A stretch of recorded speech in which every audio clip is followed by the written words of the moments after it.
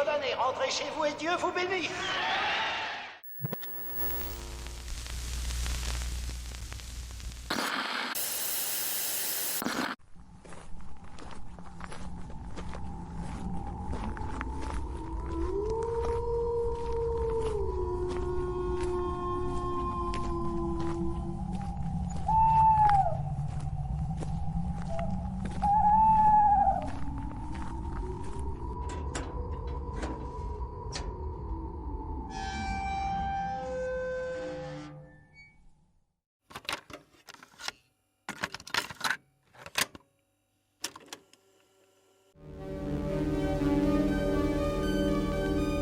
Dans la vie, il y a des séries qu'on attend avec impatience, celles qu'on quitte à regret et celles qu'on aurait aimé ne jamais commencer.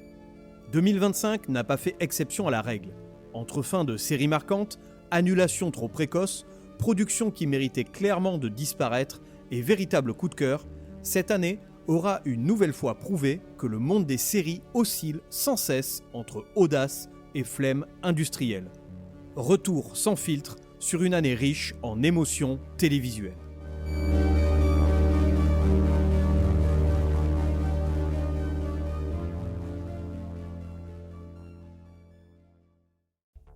2025, une année comme les autres, est donc légèrement déprimante.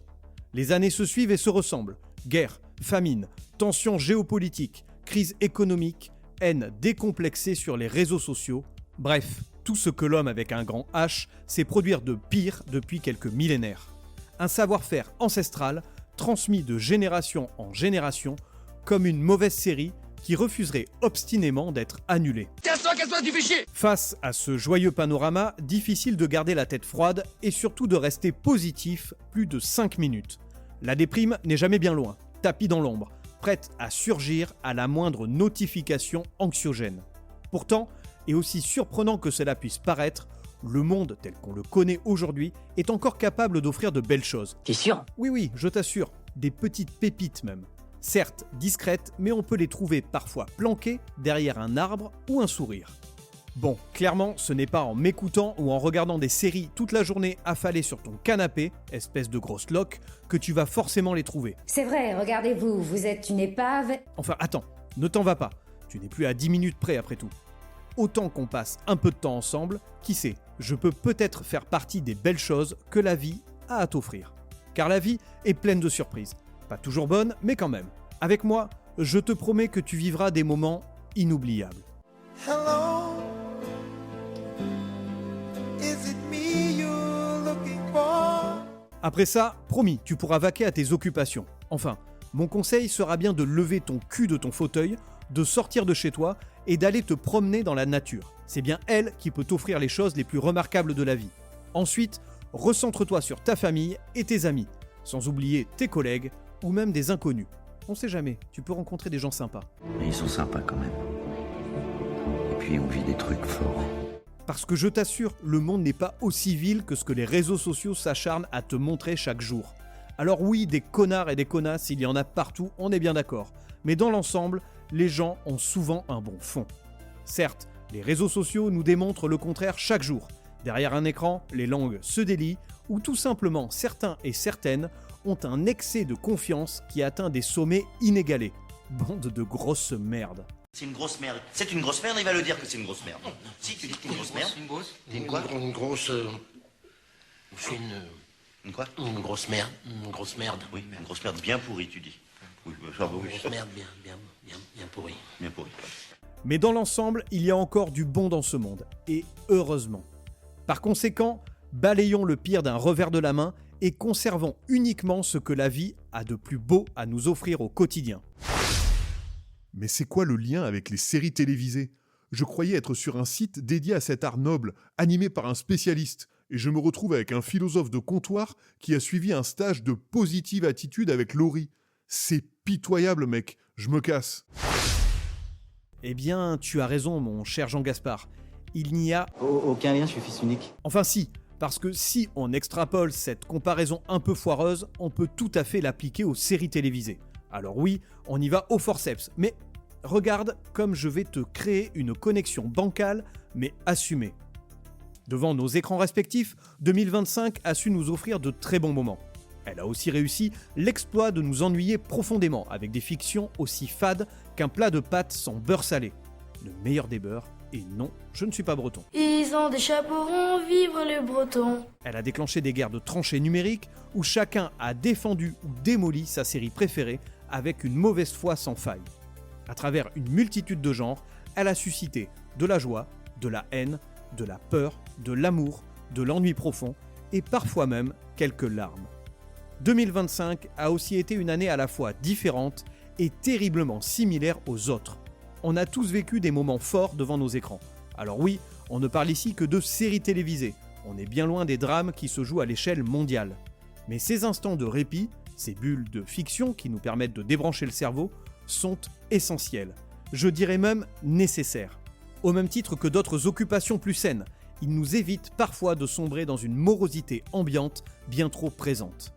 Alors réjouissons-nous parce que 2025 a été une bonne année en matière de production télévisuelle. Et pour s'en rendre compte, je te propose de m'accompagner dans le bilan que je tire de cette année. Entre séries marquantes, fins annoncées et annulations largement méritées, bienvenue dans la rétrospective des séries de l'année 2025.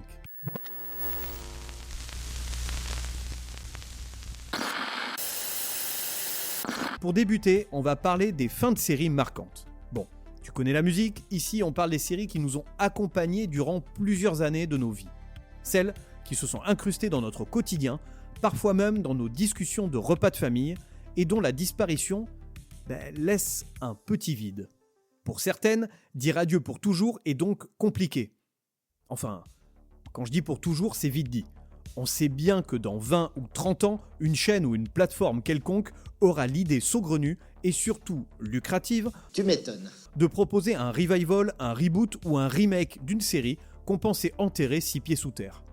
Prépare-toi donc psychologiquement à voir débarquer en 2050 un revival de Squid Game avec Seong Ji-hoon, inscrit à sa 35e participation pour sauver tous les pauvres d'esprit qui auront signé pour se faire éliminer lors de jeux pour gamins. Ou encore, pourquoi pas, un reboot de Ted Lasso mettant en scène un entraîneur espagnol de water-polo débarquant en Australie pour coacher une équipe professionnelle de course en sac connectée. Quoi ? Oui, dans 30 ans, la course en sac sera le sport mondial. Attention toutefois, le sac sera connecté, piloté par une IA, et nécessitera un abonnement mensuel. C'est n'importe quoi. Mais revenons à 2025 qui laisse derrière elle un paquet de séries, bonnes ou moins bonnes, ayant malgré tout marqué l'univers des fictions télévisuelles. Et en vrac, sans ordre particulier, on pourrait citer Resident Alien qui s'achève après 4 saisons, Cobra Kai qui a eu 6 saisons, Mythic Quest 4 saisons, The Connors avec 7 saisons, FBI International avec 4 saisons, SWAT qui s'achève après ses 8 saisons, You avec 5 saisons, ou encore Vera avec 14 saisons. Mais pour ma part, j'ai décidé de m'arrêter sur 2 séries que j'ai réellement suivies, ce qui m'évitera de faire semblant d'avoir un avis éclairé. Il s'agit de Squid Game et de The Handmaid's Tale. Attends mec, tu ne vas même pas parler de Stranger Things ? Tu ne te foutrais pas un peu de nous ? C'est la base. Après La Casa de Papel, c'est la série phare du catalogue Netflix, merde. Alors non, je ne parlerai pas de Stranger Things, non pas que la série ne mérite pas sa place ici même, ou que je n'ai rien à dire sur celle-ci. Mais le dernier épisode ayant été diffusé en France le 1er janvier 2026, je pars donc du principe que la série s'achève en 2026. On aura l'occasion de revenir sur son cas lors du prochain bilan. Patience. Donc maintenant, respire, et maintenant, arrête de me couper la parole, sale gueux. Tu vas la fermer maintenant. Alors, débutons par la première série dont je voulais te parler. Il s'agit de Squid Game, une série qui a déjà fait couler beaucoup d'encre. Et je pense que ce n'est pas prêt de s'arrêter.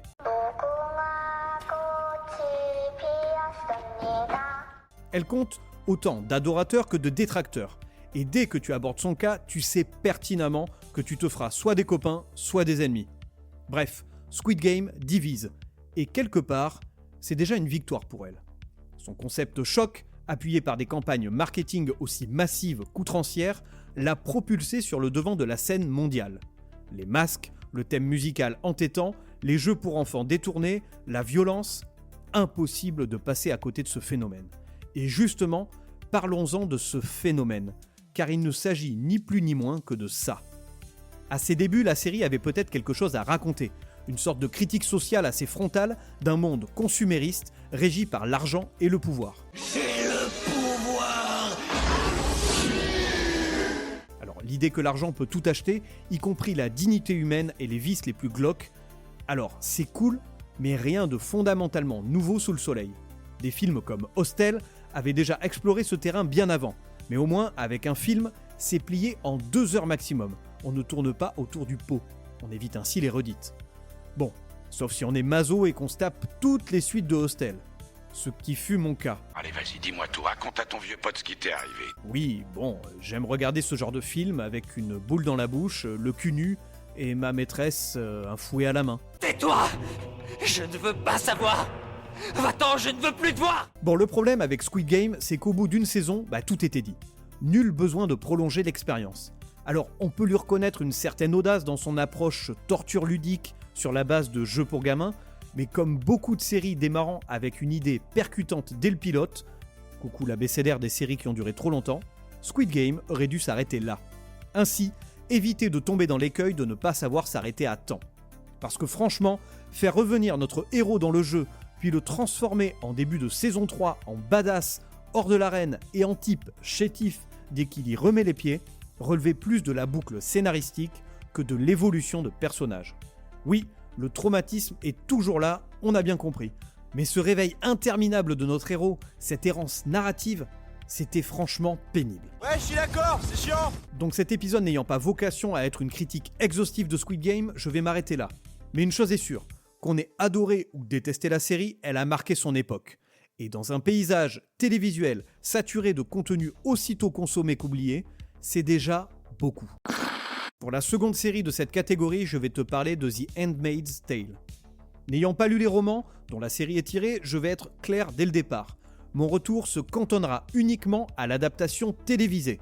Pas de débat littéraire ici, juste un ressenti de spectateur qui s'est impliqué au début, puis un peu moins par la suite. On ne va pas se mentir, The Handmaid's Tale est une série de très bonne facture. Dès ses débuts, elle m'a accroché pour 2 raisons très simples. D'abord, son casting, avec notamment Elisabeth Moss, que j'avais appréciée dans l'excellente À la Maison Blanche, The West Wing pour les puristes, d'Aaron Sorkin. Et il y avait aussi également au casting Yvonne Strahovski, que j'avais pu voir dans Chuck. Ensuite, il y a l'histoire de la série, qui a immédiatement su éveiller ma curiosité et m'entraîner dans cette dystopie froide, lugubre et profondément anxiogène. Tout ça, ça ne m'a pas déçu, bien au contraire. La première saison a été un véritable uppercut. The Handmaid's Tale frappe fort, très fort même, avec une écriture chirurgicale, une interprétation remarquable, une réalisation millimétrée et un univers visuel d'une richesse impressionnante. Le décor, les costumes, la mise en scène, tout respire la série Prestige, qui ferait rougir n'importe quel film à gros budget. Bref, rien à redire. La suite m'a également plu, mais, car il y a évidemment un mais, la série a fini par me lasser. Quel ennui, mais quel ennui. Non pas par manque de qualité, mais plutôt à force de répéter inlassablement le même schéma narratif. Cette impression constante que la conclusion est à portée de main, juste là, et que les scénaristes prennent un malin plaisir à reculer l'échéance, saison après saison, pour étirer encore un peu plus la souffrance. Celle des personnages, certes, mais aussi celle des téléspectatrices et des téléspectateurs. Résultat, je ne vais pas te mentir, je n'ai pas vu la fin de série.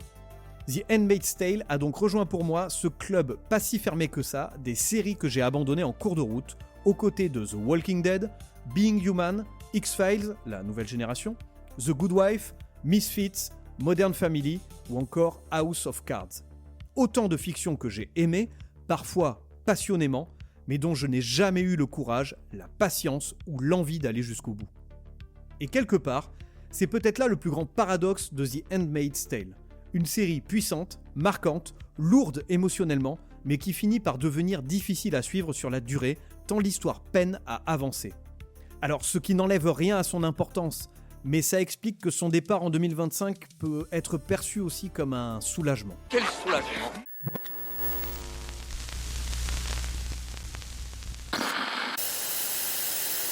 Passons à la catégorie suivante, les bonnes séries qui s'en vont trop tôt.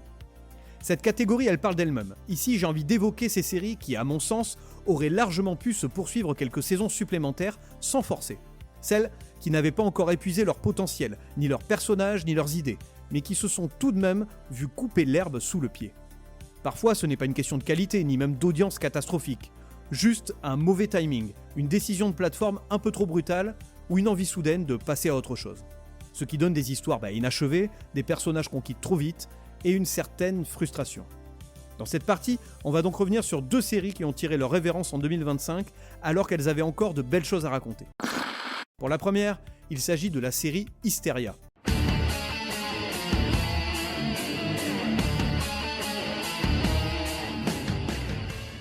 Sur le papier, Hysteria avait tout pour me séduire. Une série qui rend hommage au rock et au metal, avec une bande-son qui aligne des groupes comme Judas Priest, Queen, Alice Cooper, Iron Maiden ou encore Twin Temple, ça coche déjà beaucoup de cases.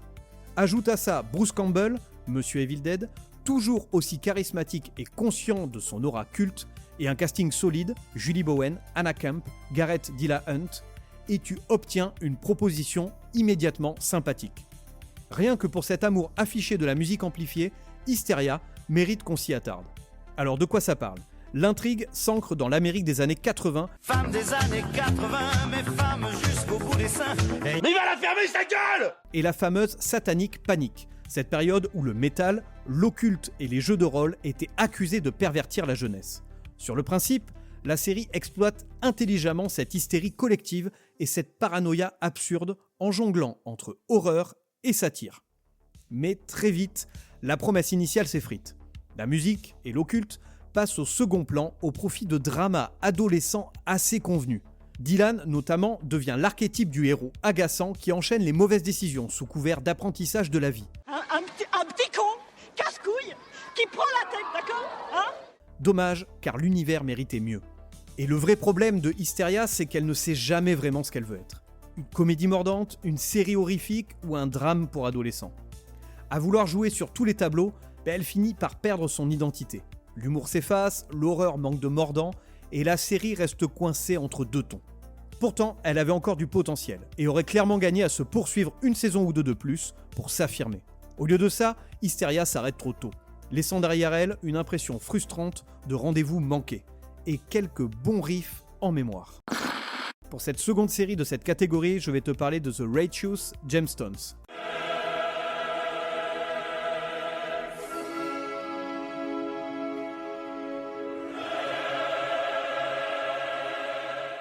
Avec The Righteous Gemstones, Danny McBride fait ce qu'il sait faire de mieux.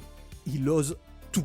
Après Eastbound and Down et Vice Principals, il transforme la religion en sitcom trash, sale, débile et volontairement vulgaire. Ouais, c'est un peu vulgaire, hein? Mais on rigole en même temps. La série s'attaque sans filtre au télévangéliste de pacotille, à la bigoterie spectacle et au faux prophète à Rolex. Si à 50 ans on n'a pas une Rolex, on a quand même raté sa vie. sa gueule, sac à crotte. Le tout avec un sens de la caricature poussé à l'extrême. C'est excessif, parfois jusqu'à l'overdose, mais ça tape souvent juste. Et surtout, c'est très fun. Il faut dire que le casting est totalement fou. Danny McBride, en héritier aussi con qu'arrogant, Walton Goggins, que tu as pu voir dans The Shield, Sons of Anarchy, The Unicorn, Justified, ou actuellement dans Fallout, en pasteur lubrique toujours à la limite du malaise, Eddie Patterson, que tu as pu voir dans Resident Alien, ici en sœur mégalo incontrôlable, Adam Devine, que tu as pu voir dans Workaholics, ici en cadet bodybuildé complètement paumé, sans oublier l'excellentissime John Goodman en patriarche désabusé. Eh bien tous semblent s'éclater et repousser leurs personnages dans leur dernier retranchement. L'énergie est communicative, le rythme souvent infernal, et on se laisse embarquer sans trop se poser de questions. Mais bon, à force d'en rajouter, The Righteous Gemstones flirte parfois dangereusement avec l'indigestion. Les blagues pipi-caca, les crises d'ego interminables et les gags qui s'étirent un peu trop finissent par lasser. Oui, alors c'est le principe de la caricature, on est d'accord. Et oui, c'est pleinement assumé. Mais à plusieurs reprises, on aimerait simplement que certains personnages ferment leur grande bouche 2 minutes. Malgré ça, la série avait encore de la marge et de belles choses à dire. Son arrêt en 2025 laisse donc un goût frustrant. Celui d'une comédie irrévérencieuse et jouissive, peut-être imparfaite, mais clairement parti trop tôt. Parce que franchement, j'aurais bien signé une saison de plus avec cette famille déjantée.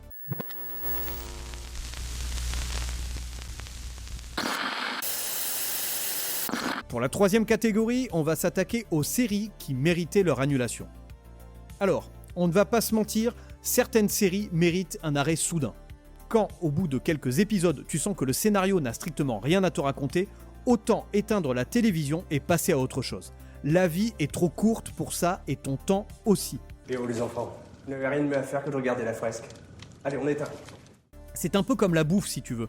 Quand dès les premières bouchées, tu comprends que le plat ne va pas te plaire, tu es normalement assez malin pour poser ta fourchette et pousser ton assiette, histoire d'éviter l'indigestion ou pire, la chiasse de l'année. C'est ce qu'on appelle du bon sens en fait. Eh bien, pour les séries, c'est exactement la même chose. S'acharner n'a jamais transformé une mauvaise recette en plat gastronomique. Et figure-toi que cette année, j'ai eu ce ressenti pour plusieurs fictions. Ouais, des fictions qui auraient dû s'arrêter plus tôt, voire ne jamais exister, mais qui malgré tout ont persisté, comme si quelqu'un, quelque part, avait cru dur comme fer à leur potentiel. Spoiler alert, il avait tort. Pour la première série, j'ai envie de te parler de Rescue iSurf. Et je t'en ai déjà parlé d'ailleurs de cette série. Si, souviens-toi, dans mon pronostic de la rentrée des séries de 2024. Donc d'ordinaire, je me contente de flairer les catastrophes à distance, sans forcément aller jusqu'au bout de l'expérience. Mais parfois, j'aime me faire mal. J'aime cette douce souffrance cérébrale que peut infliger un scénario creux, histoire de vérifier si mon instinct ne m'a pas menti. Et bien ici, pas besoin d'attendre d'être au creux de la vague. Dès le sommet, autrement dit dès le premier épisode, tu sais exactement dans quoi tu mets les pieds. Et si tu te demandes dans quoi, je te le dis de suite, dans la merde. Ça donne envie, hein? La série n'a rien à raconter, et quand elle tente vaguement quelque chose, elle le fait mal. Les personnages sont des clichés ambulants, sans la moindre profondeur, et les intrigues sont aussi palpitantes que le cœur d'un papy de 103 ans sous bêta-bloquant. On est face à la série network américaine typique, aussi paresseuse que les autres. Même archétype, même situation, même ficelle usée jusqu'à la corde. Rien ne dépasse, rien ne surprend, rien ne donne envie de s'accrocher. Une annulation rapide, bienvenue, qui ressemble presque à un acte de compassion. En résumé, c'est nul! C'est nul! C'est nul! Pour la deuxième série, j'ai envie de te parler de Dexter Original Sin.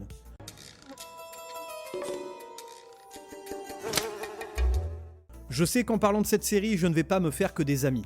Et pour être totalement honnête, je n'ai même pas osé la regarder. Il faut dire que j'en ai tout simplement ras-le-bol de Dexter. Autant la série originale m'avait clairement plu à ses débuts, au point même de surpasser les livres dont elle était tirée. Mais autant sa fin et sa suite improbable, Dexter à la neige, ne m'ont jamais convaincu. Alors quand j'ai entendu parler à la fois de préquels et de séquelles, j'ai préféré botter en touche sans hésiter. Démerdez-vous sans moi! Pourtant, si l'on en croit de nombreuses critiques croisées ici et là, Dexter Original Sin serait une bonne série, qui a su reprendre ce qui a fait le succès de sa grande sœur. Alors peut-être. Mais à un moment donné, il faut savoir faire des choix. Le flux de nouvelles séries est devenu tellement massif que tout regarder est impossible sans y laisser sa vie sociale ou même un début de santé mentale. J'ai donc tiré un trait sur l'univers de Dexter, au moins pour le moment. Non pas par haine, mais par fatigue. Cela dit, si ton amour pour la série est tel que tu as envie de me le défendre bec et ongle, je suis tout ouïe. Qui sait, tu réussiras peut-être à me donner envie d'y replonger. Mais il faudra faire preuve d'une grande persuasion, jeune Padawan. Ton esprit doit être attentif à la force, jeune Padawan. Pour la troisième et dernière série de cette catégorie, parlons de Yellow Jackets.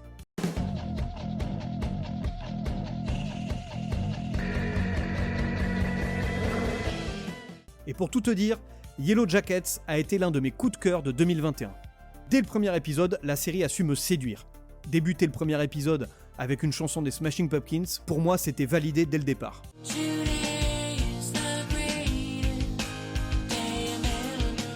Et puis il y a aussi cette aura des années 90, décennie bénie de mon adolescence.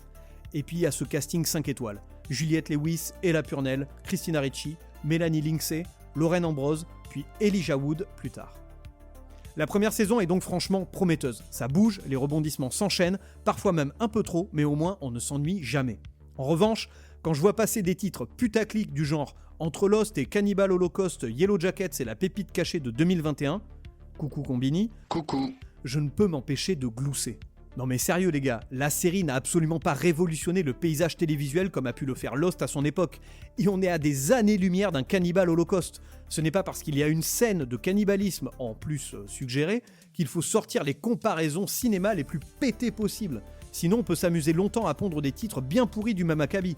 Allez, je t'en sors 3 comme ça. Entre Seinfeld et Un homme d'exception, The Big Bang Theory et La pépite cachée de 2007.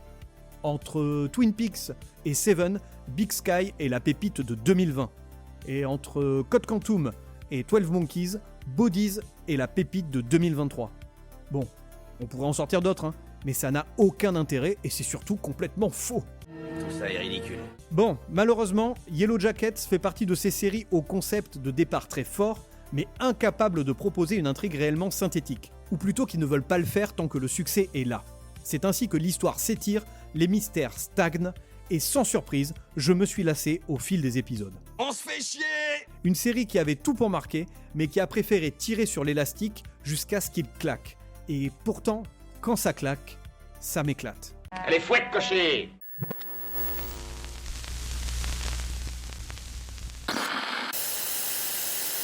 Allez, passons à la dernière catégorie, mes séries coup de cœur.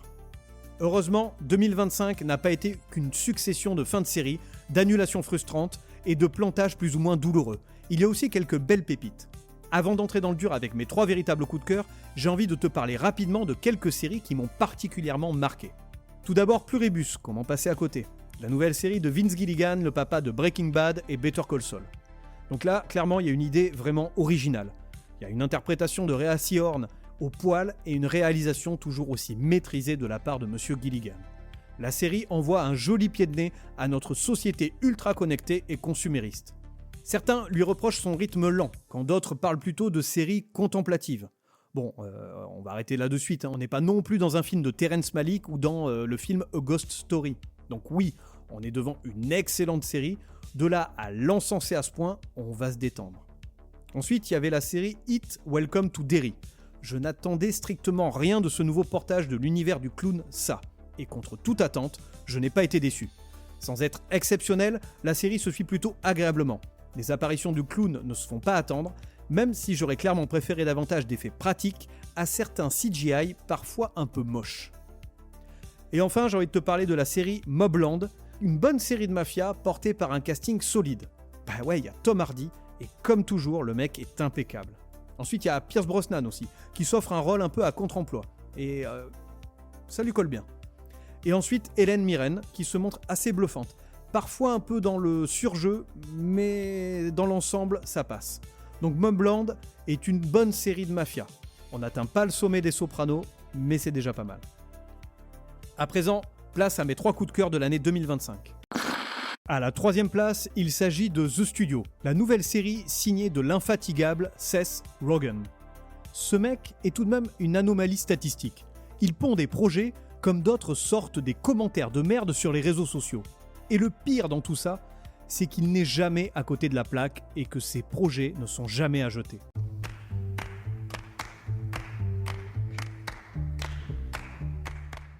The Studio n'est clairement pas un projet de plus donc à ranger au fond d'un tiroir, mais c'est une vraie réussite.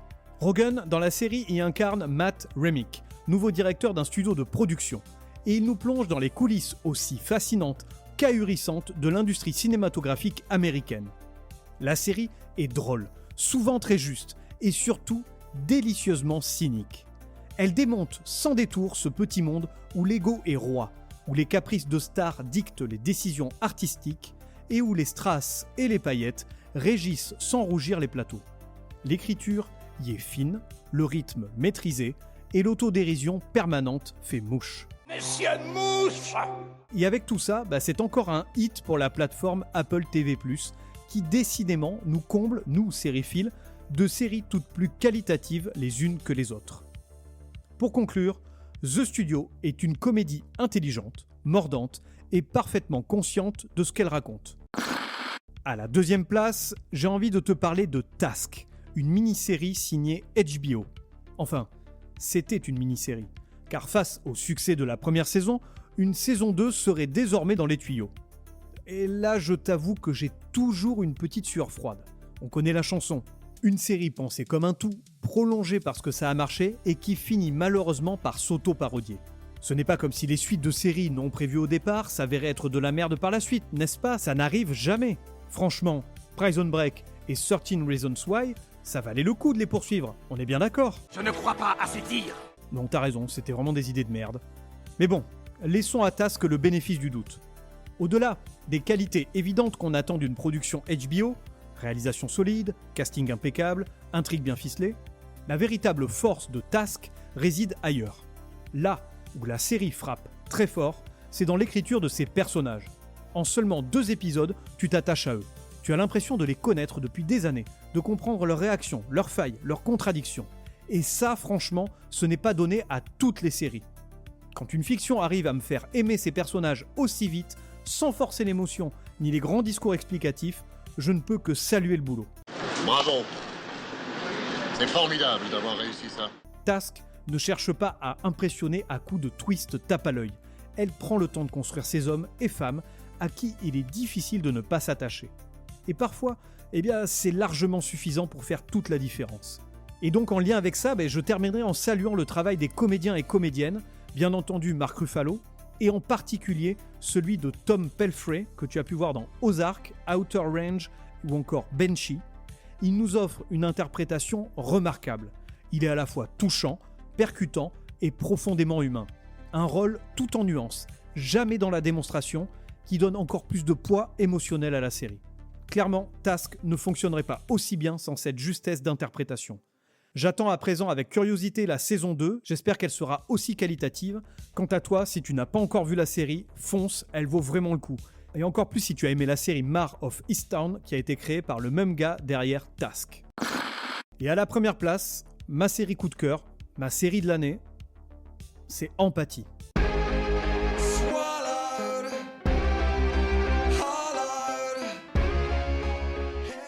En seulement un épisode, j'ai compris qu'avec Empathie, je n'étais pas face à une série comme les autres. Ici, pas de produit formaté ou de fiction insipide. Je me retrouvais devant une série qui en a dans le ventre et qui ne plaisante pas avec ce qu'elle raconte. Dès le premier épisode, le ton est donné. Tu sais que tu vas passer sans prévenir du rire aux larmes. Et Empathie, elle réussit ce pari pourtant casse-gueule de jongler entre comédie et drame avec une facilité assez déconcertante. La série aborde des thématiques aussi universelles que la famille, la solitude, la mort, l'amour, l'amitié ou encore le deuil, et toujours avec une grande justesse. L'écriture y est fine, jamais démonstrative, et cette précision se retrouve dans les interactions entre les personnages, des interactions qui sonnent toujours vraies. Bien entendu, le duo Florence Lompré et Thomas N'Guijol, désolé pour la prononciation, y est pour beaucoup.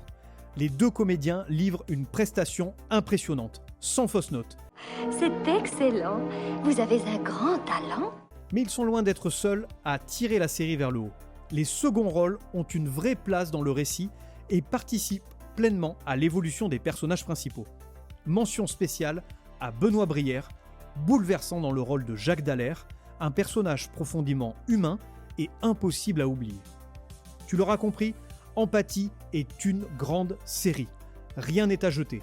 Et si la suite maintient ce niveau d'exigence, elle pourrait sans difficulté entrer dans mon panthéon personnel des séries cultes. Quoi? Qu'est-ce qu'il vient de dire? Oui, tout à fait. Aux côtés de 6 Feet Under, c'est pour dire.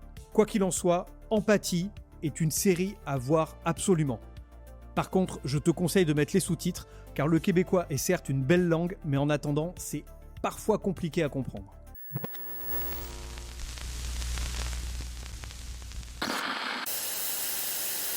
Cette année nous aura fait passer par tout le spectre émotionnel possible. De belles claques télévisuelles, des adieux marquants, des annulations frustrantes et quelques séries qu'on aurait volontiers jetées à la mer sans bouée. Meurs, pourriture communiste. Donc une année riche, imparfaite, parfois brillante et parfois désespérément paresseuse. Car si les séries continuent de nous animer, elles restent le reflet d'une industrie en perpétuelle mutation.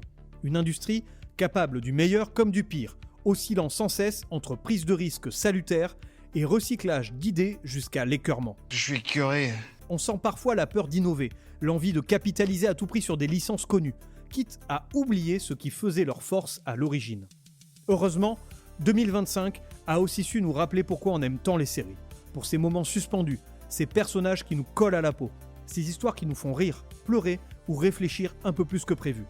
Alors, en attendant de voir ce que 2026 nous réserve, n'oublions pas que les séries restent un refuge précieux, un échappatoire nécessaire. Mais n'oublions pas non plus de lever la tête, de regarder le monde autour de nous. Il peut être dur, parfois violent, mais il est aussi, très souvent, profondément beau.